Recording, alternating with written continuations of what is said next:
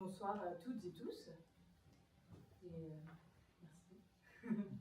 Merci d'être venus ce soir pour cette soirée toute particulière. Avant de s'y jeter et tout ça, pensez à bien éteindre vos téléphones portables, les mettre en mode avion.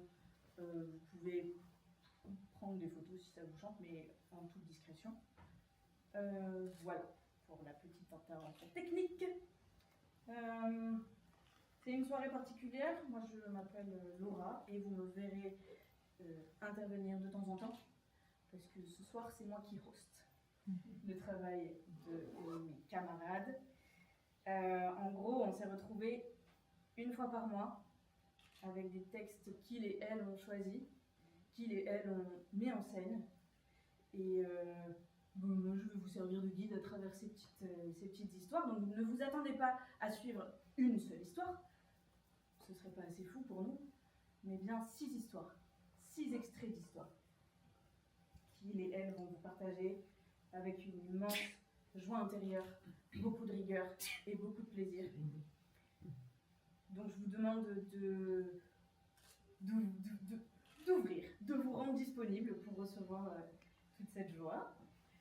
Et rassurez-vous, tout cela ne sert à rien, mais vous fera le plus grand bien. Mais assez parlé. On va commencer notre voyage, si vous êtes d'accord. On va aller au Pays Basque. Ça vous va? Ouais, super. Matin d'orage, ça sent bon. On est au bord de la mer, dans un cabinet. Le cabinet de la doctoresse Amandine. Elle soigne pour que rien ne t'efface.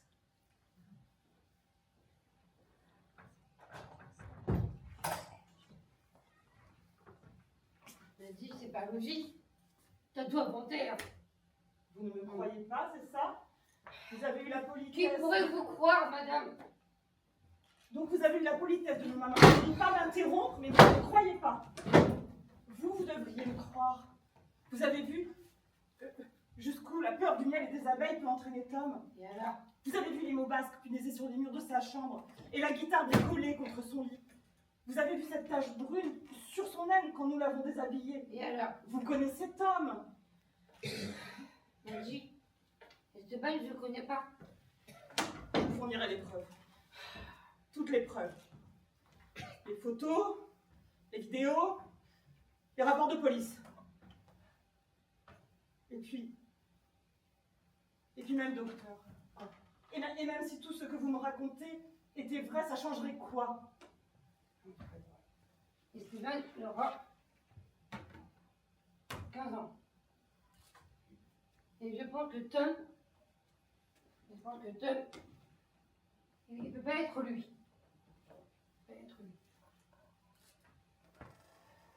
Je n'ai jamais cru qu'Esteban était mort. Ça n'a aucun sens. Et alors? Ça change quoi? Eh ben, sauf si... Sauf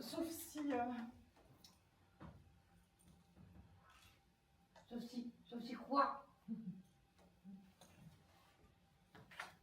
Sauf si Tom est mon fils réincarné. Et alors? Ça veut dire qu'il serait vivant? Oui, il est vivant. Oh non, on y va, maintenant on va le chercher à la mer. Au Pays Basque. Allons-y. Allez, on y va.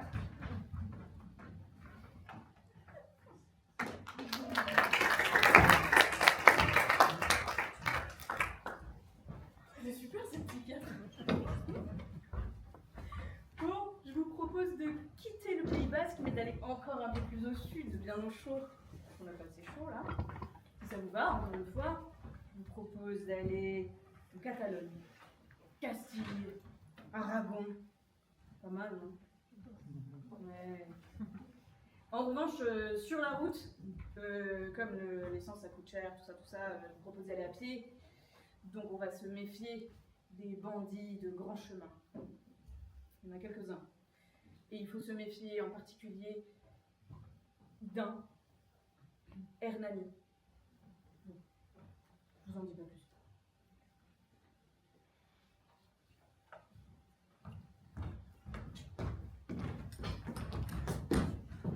Le roi Guiston, le veut. Le roi! Le roi! Mon père est mort sur l'échafaud condamné par le sien. Or, quoiqu'on ait vieilli depuis ce fait ancien, pour l'ombre du feu roi, pour son fils, pour sa veuve, pour tous les siens, ma haine est encore toute neuve.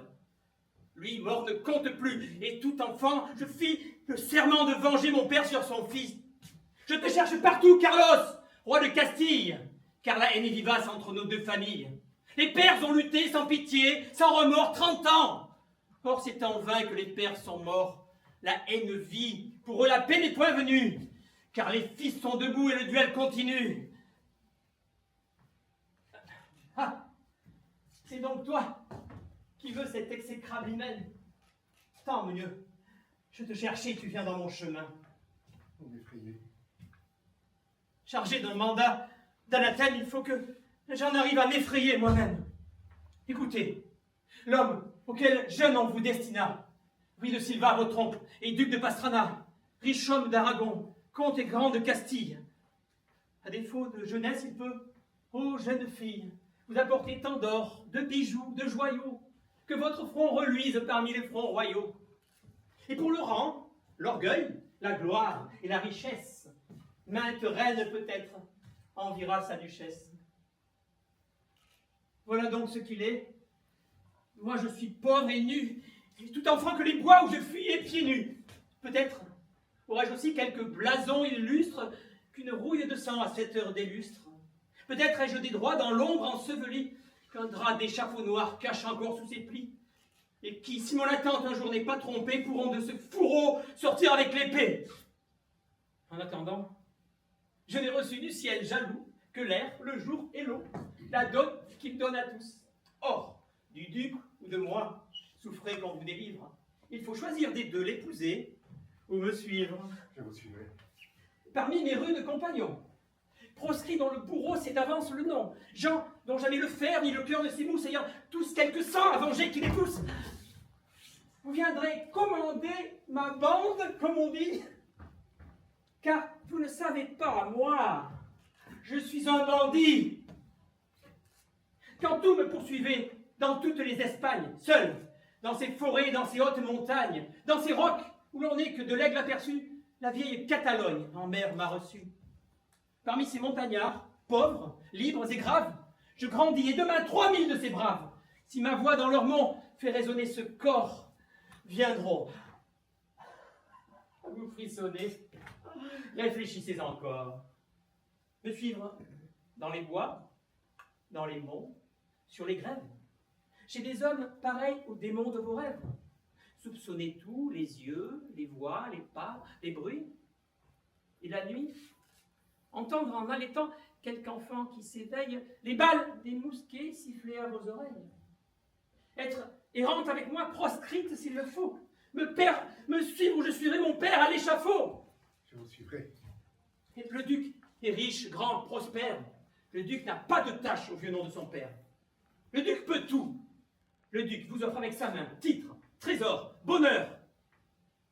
Nous partirons demain.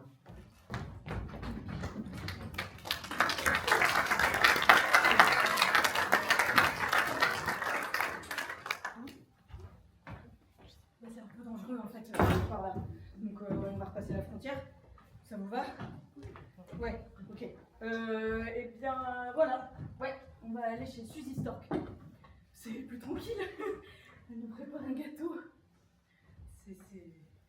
Voilà, par contre je vais vous demander beaucoup de discrétion et de tranquillité. Elle vient d'avoir un bébé. Et nous on arrive pile au moment de la sieste.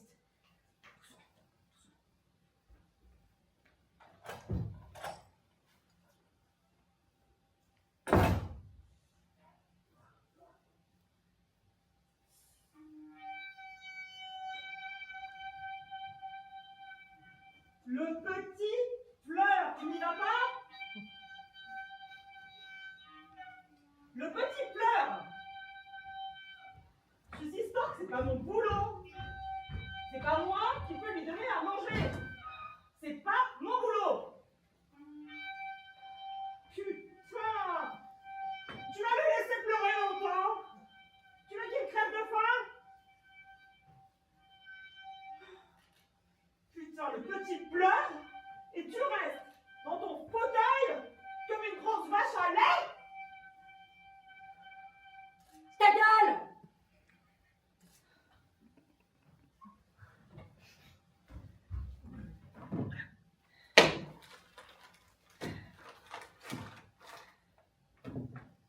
Je me lève le matin.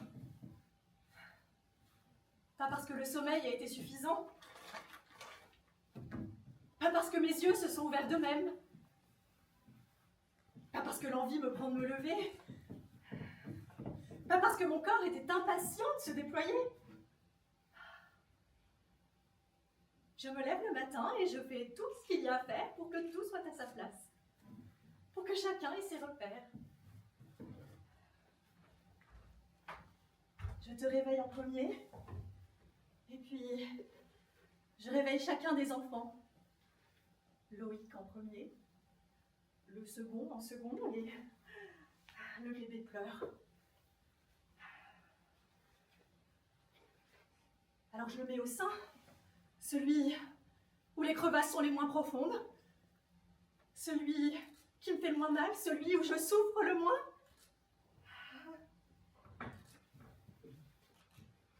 Pendant que je lève le bras et que j'actionne la cafetière, pendant que je lève le bras et que j'actionne le grille-pain,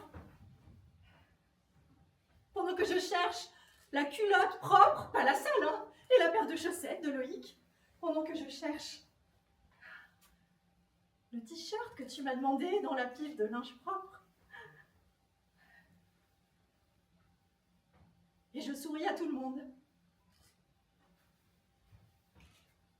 Alors que les crevasses se creusent, que perlent les gerçures au bout de mes seins, c'est comme si mes tétons venaient d'être sectionnés.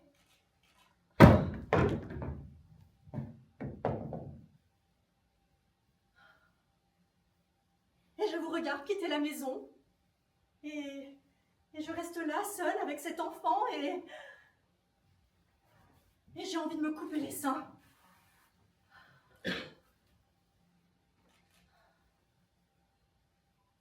Tout le monde se lève le matin. C'est le propre de l'humanité de se lever le matin et d'accomplir des tâches. C'est notre propre. Mais je ne me lève pas pour moi, et qui se lève pour lui? Qui?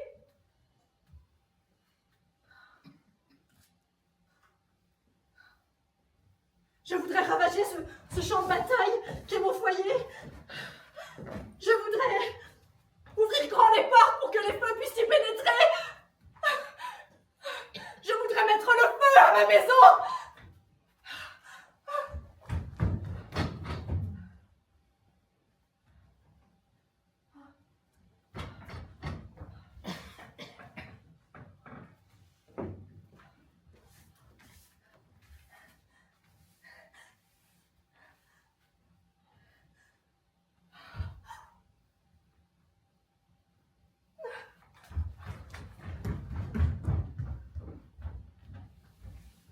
On va la laisser redescendre.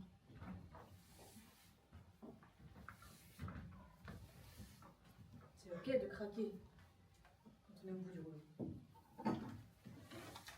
Et puis, il n'y a rien de plus sain que de savoir verbaliser pour fixer ses limites.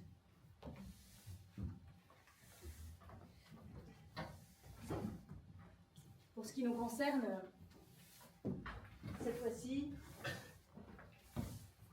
je nous emmène chez Rupico. On va prendre le petit déjeuner. Elle nous fait l'honneur d'ouvrir les portes de sa maison. Et regardez, par la fenêtre, le soleil et les fleurs.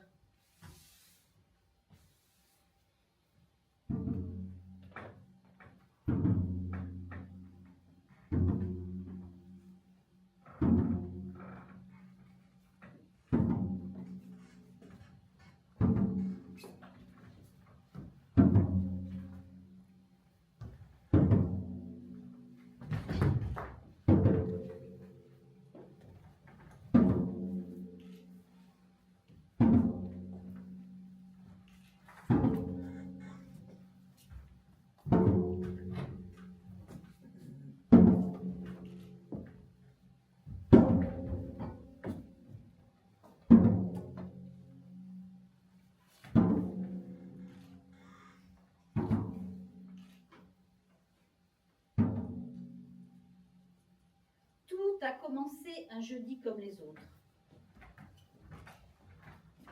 Tout Autant que je m'en souvienne, la lumière du soleil a baissé mes paupières en signe de bonjour. Je m'en souviens parfaitement. Je me vois sortir du lit, faire du café au son des enfants jouant dehors, mettre de la musique. Je m'en souviens parfaitement. Je me revois disposer des fleurs dans un vase sur la table de la cuisine. J'ai attendu que mon appartement soit impeccable avant d'entrer dans la baignoire, éliminée hier en me lavant les cheveux. Je me suis décorée comme les murs de mon chez-moi l'été, avec des étagères de livres, des cadres, des photos. J'ai accroché un collier autour de mon cou.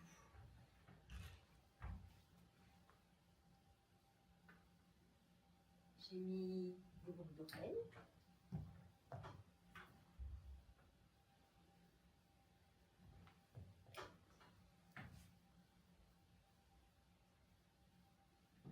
J'ai appliqué du rouge à lèvres, comme de la peinture.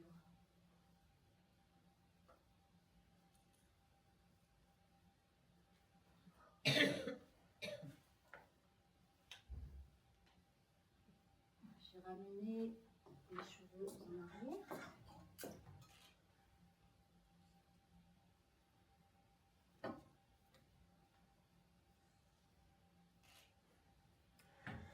Juste un jeudi comme les autres.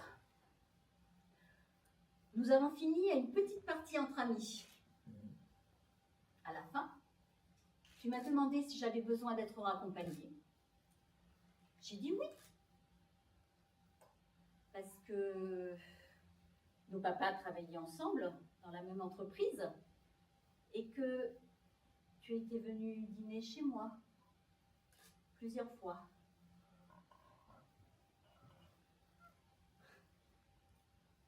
Et j'aurais dû savoir. Quand tu as confondu conversation aimable et flirt. Quand tu m'as demandé de dénouer mes cheveux. Quand au lieu de me ramener chez moi, vers le carrefour où brillait la lumière et la vie, tu as tourné à gauche, vers la route qui menait nulle part. J'ai demandé où nous allions. Tu m'as demandé si j'avais peur. Ma voix s'est alors jetée par-dessus ma gorge, a atterri au fond de mon ventre et s'est tue pendant des mois. Toutes les parties de moi ont été éteintes. Fermez les rideaux, verrouillez les portes. Alors que je me cachais au fond d'un placard de mon esprit. À l'étage, quelqu'un a brisé les fenêtres. Toi! Quelqu'un a renfoncé la porte d'entrée. Toi! Quelqu'un a tout pris et quelqu'un m'a prise. C'était toi!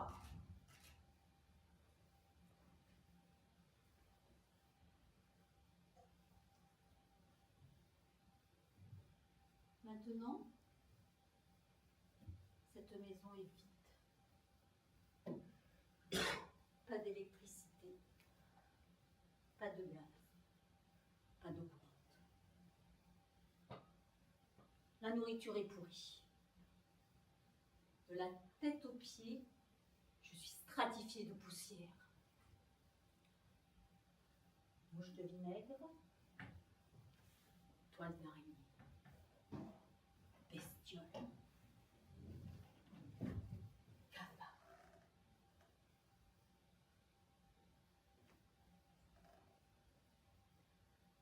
Lorsque tu es entré par effraction chez moi n'a plus été chez moi. Je ne peux plus faire entrer un amant sans avoir mal au cœur. premier rendez-vous, je perds le sommeil, je perds l'appétit. Je deviens plus os et moins peau. J'oublie de respirer. Je n'en peux plus de faire les choses à ta manière. Ça ne marche pas. J'ai passé des années à essayer de comprendre comment j'aurais pu éviter cela. Mais le soleil n'empêche pas l'orage d'arriver. L'arbre n'empêche pas la hache. Je suis si lasse de m'en vouloir d'avoir un trou de la taille de ta virilité dans ma poitrine. Elle est trop lourde à porter ta honte.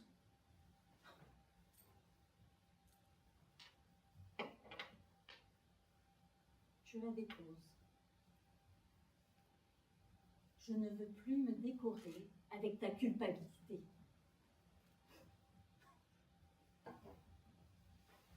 Comme si elle m'appartenait.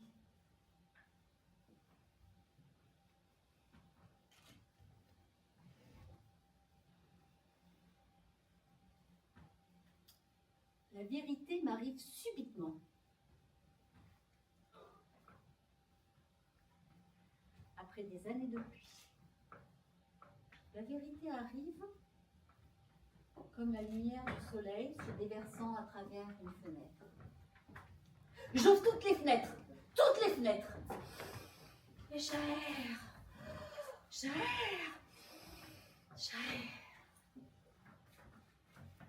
Ce chez moi et ce avec quoi je suis venue au monde était ma première maison, sera ma dernière. Tu ne peux plus me la prendre. Il n'y a plus de place pour toi.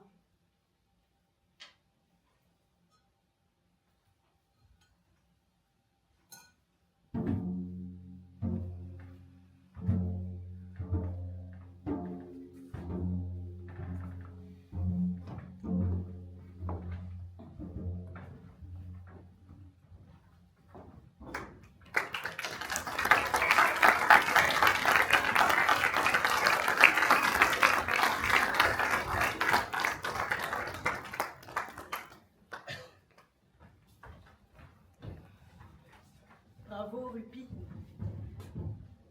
Il faut du courage et beaucoup de détermination pour faire face aux pires épreuves. Et de tes ruines, tu as su faire une forteresse.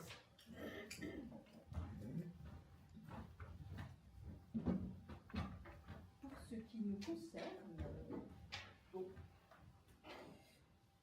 je pense personnellement, je me permets, comme on se connaît et que je viens vous voir quelquefois là, je me permets de vous donner ma pensée personnelle. Voilà. Je pense que, personnellement, un bon monologue bien viscéral, c'est pas mal. Ça permet de déposer les pierres qu'on a dans son sac à dos. Ça permet de pouvoir... Non, je m'en vais. Ça m'agace. Il vient là, à côté, ce grand blond. Vous savez, ce grand blond qui lit les monologues. Eh bien, il en dit un, en ce moment. Des monologues. A-t-on idée de cela? S'il était la préfecture de police, je les défendrais. C'est faux, archi faux, un homme raisonnable. Non, je ne parle pas tout seul. Il pense, mais il ne parle pas. C'est ce qui le distingue des fous, qui parlent, mais ne pensent pas. Admettre le monologue, c'est rabaisser l'humanité. On devrait le défendre. Ça me rend malheur. Aussi. Ah, mais là, c'est son issue. Moi, je n'admets le monologue pas plusieurs. Parce qu'alors, ce n'est plus un monologue. Ce sont des gens qui se parlent, et nous, qui le regardons dans la salle, nous sommes comme des indiscrets. Mais il ne s'occupe pas de nous. Tandis que celui qui vient de débiter un monologue, mais de quel droit? Qui est-ce qui lui demande quelque chose? Enfin, c'est comme si je venais, moi, vous en débiter un monologue. Qu'est-ce que vous diriez, hein? C'est faux, archi faux, n'est-ce pas? Eh bien, nous sommes nous-mêmes.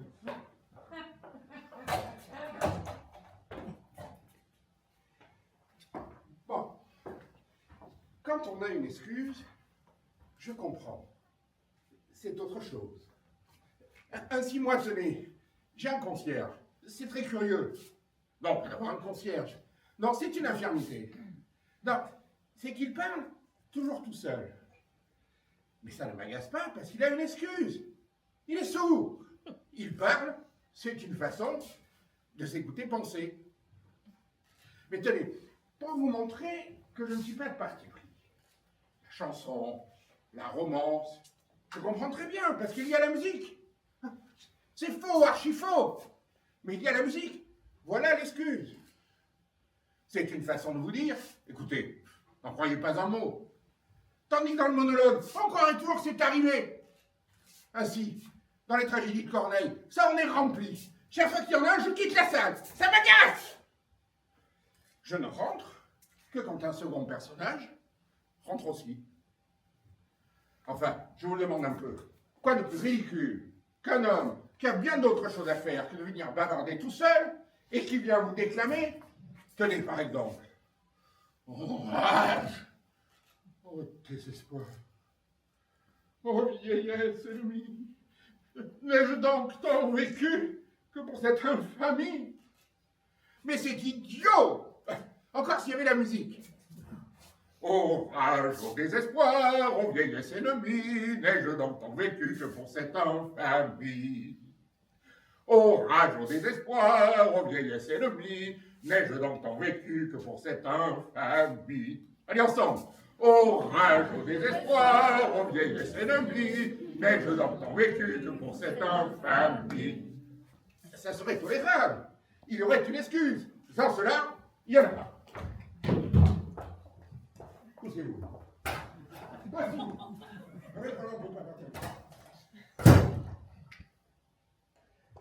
L'autre jour, j'étais à un chemin de fer.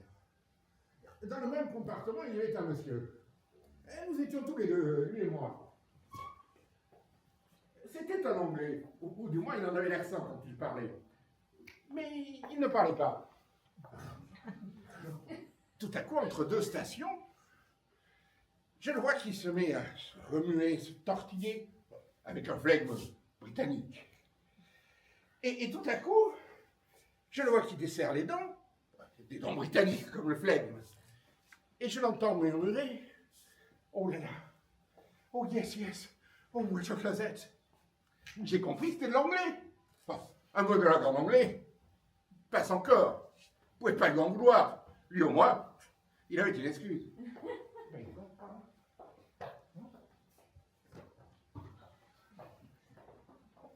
Et l'autre jour, tiens. L'autre jour, j'étais à l'exposition. Et il y avait plein de dames, beaucoup de dames. Et il y en avait une devant moi. Elle était très bien. Elle parlait toute seule. J'entendais tout ce qu'elle disait. Ah, je suis bien fatigué. Ah, si je prenais la voiture. Oh, j'irais au restaurant avec plaisir. Un bon bouquet d'écrevisses, du champagne. Que ça serait bon. Et ainsi de suite. Bon, c'était un monologue, soit. Mais je ne pouvais pas lui en vouloir. Je ne lui en ai pas voulu du tout, d'ailleurs. Bon, c'est un monologue qui m'a coûté très cher. Passons. Tenez ma femme. Ah, elle est bien bonne. Non, ma femme. L'aventure. L'autre soir, elle était dans sa chambre, allongée sur son divan. Je rentre doucement. Elle parlait toute seule, elle disait des bêtises. Viens, Ernest, n'aie pas peur. L'autre est sorti, tu n'as rien à craindre. Ernest, je vous demande un peu, je m'appelle Auguste. Bon, c'était un monologue, mais je ne pouvais pas lui en vouloir. C'était inconscient, elle dormait. Bon, tout cela, je peux comprendre. Mais les autres, c'est faux, archi faux. Ah, si jamais je venais comme ça, à propos de tout et de rien, vous raconter mes petites histoires, je voudrais que chacun d'entre vous se levât et cria « Allez-vous-en! Allez-vous-en » Et tenez, c'est une idée. Si l'autre là-bas n'a pas terminé son monologue, je vais rentrer dans la salle et lui crier « Allez-vous-en! Allez-vous-en! Allez-vous-en »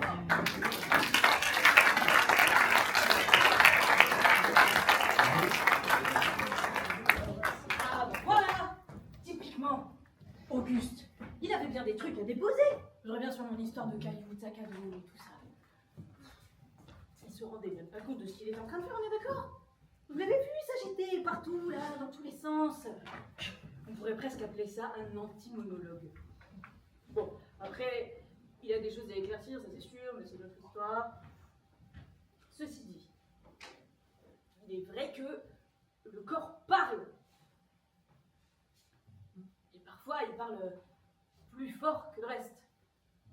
C'est important. Enfin, en tout cas, c'est encore une fois mon avis personnel. Hein. Vous pensez bien ce que vous voulez, mais je trouve que c'est important de lui laisser sa place et de le laisser s'exprimer.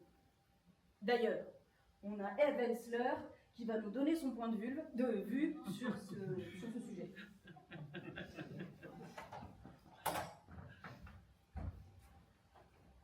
Le vagin est en colère. Vraiment. Il en a ras le cul.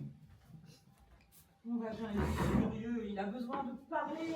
Il a besoin de parler de toutes ces merdes. Hein. Il a besoin de vous parler. C'est vrai ça. C'est quoi ce truc? Une armée de gens là, dehors, qui passent leur temps à inventer des moyens pour torturer le pauvre vagin doux et aimant. Qui passent leur journée à concevoir des produits de dingue.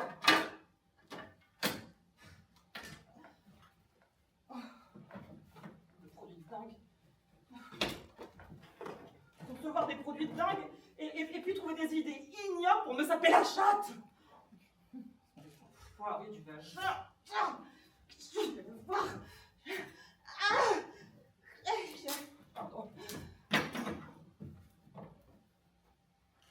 Arrêtez de m'enfourner des trucs en permanence. Arrêtez de le nettoyer. Arrêtez de le fourrer. Arrêtez de vouloir le faire disparaître.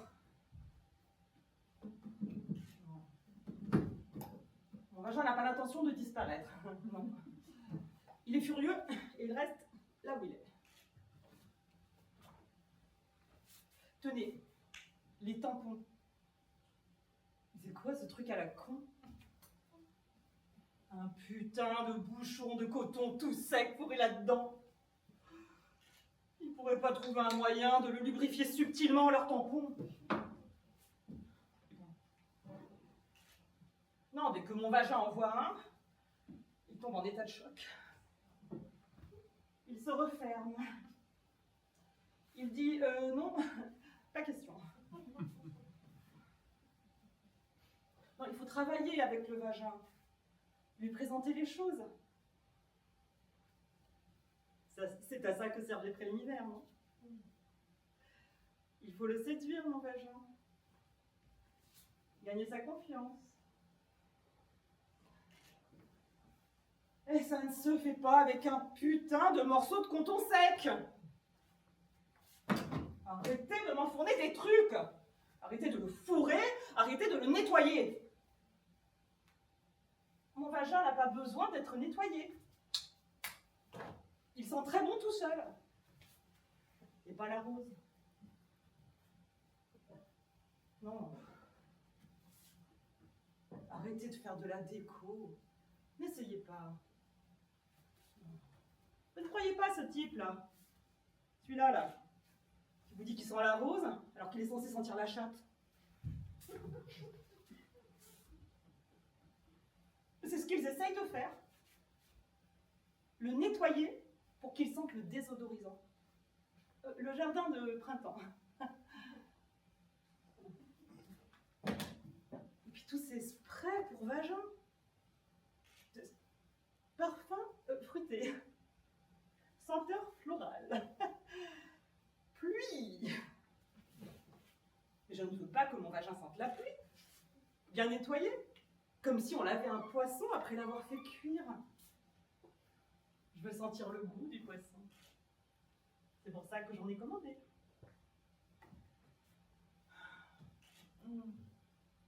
Allez, aide-moi.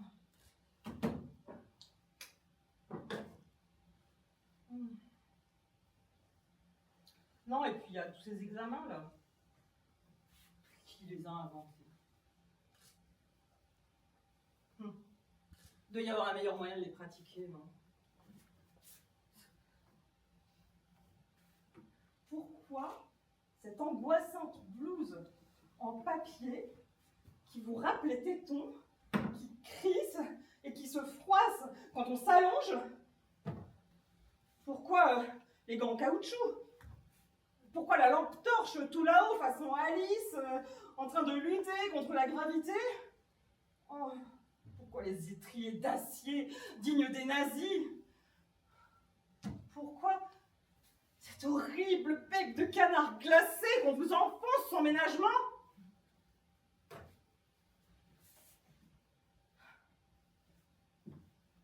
Ça vous rend pas dingue, ça?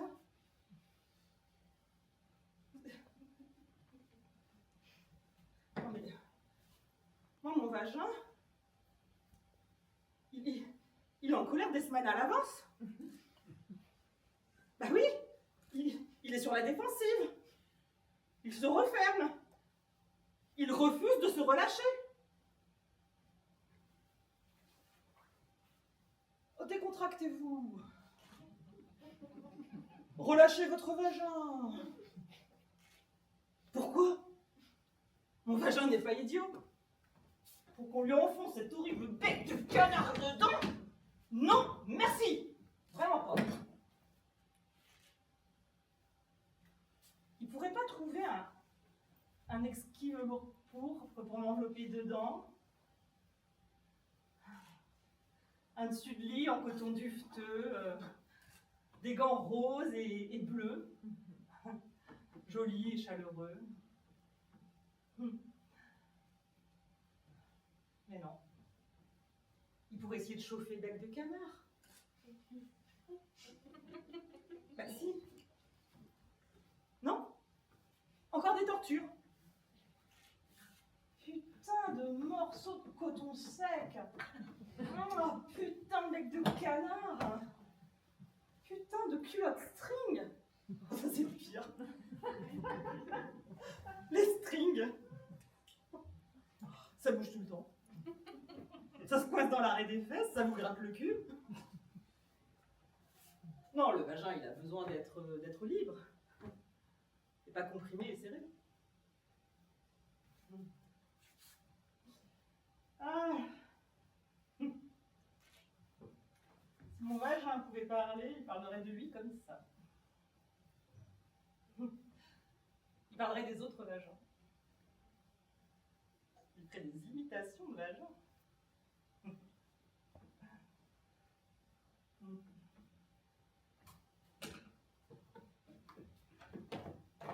Mon vagin a aidé à libérer un bébé géant. Bon, je pensais qu'il le ferait encore, mais non, il n'a plus envie. Non, maintenant, il veut voyager. Il veut voir du pays. Mais pas trop de monde. Non, il veut lire. Il veut apprendre. Il veut approfondir. Il veut du sexe. Il adore le sexe. Il a soif de profondeur. Il veut des baisers doux, il veut des caresses profondes, il veut des fluides chauds, il veut du chocolat. Il veut crier, il veut jouir.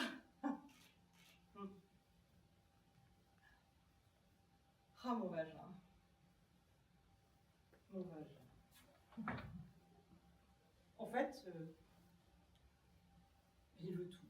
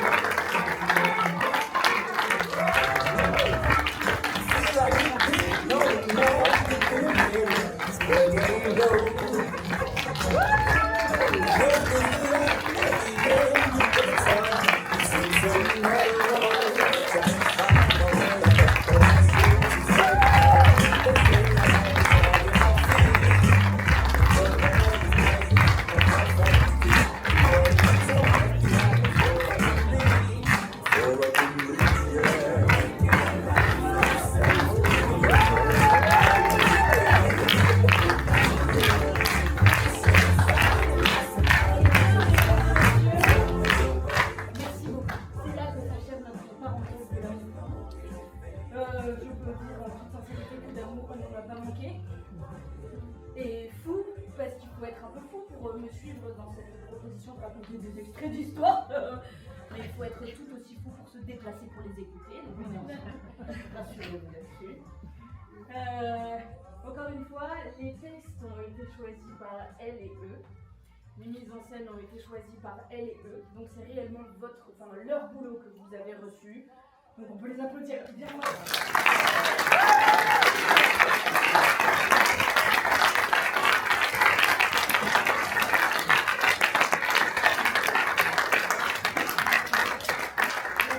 Direction d'acteur, histoire qu'on panique pas ce soir, mais c'est vous qui avez bossé quoi.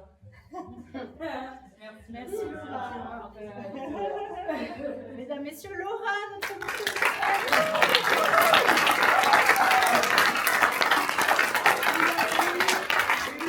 d'entendre Amandine et Karine dans Rien ne t'efface de Michel Bussy. Ensuite, on a eu Eric et Philippe dans Hermanie de Victor Hugo.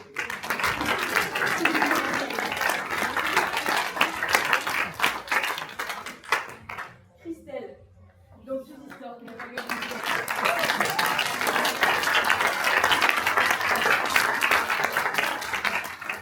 Emmanuel et son cœur.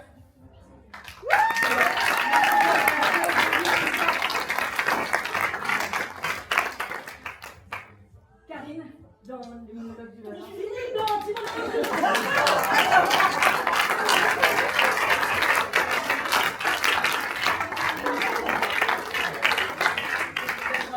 Quand j'ai eu la parole, je me suis vexée. Et donc Karine dans les monologues du Vagin.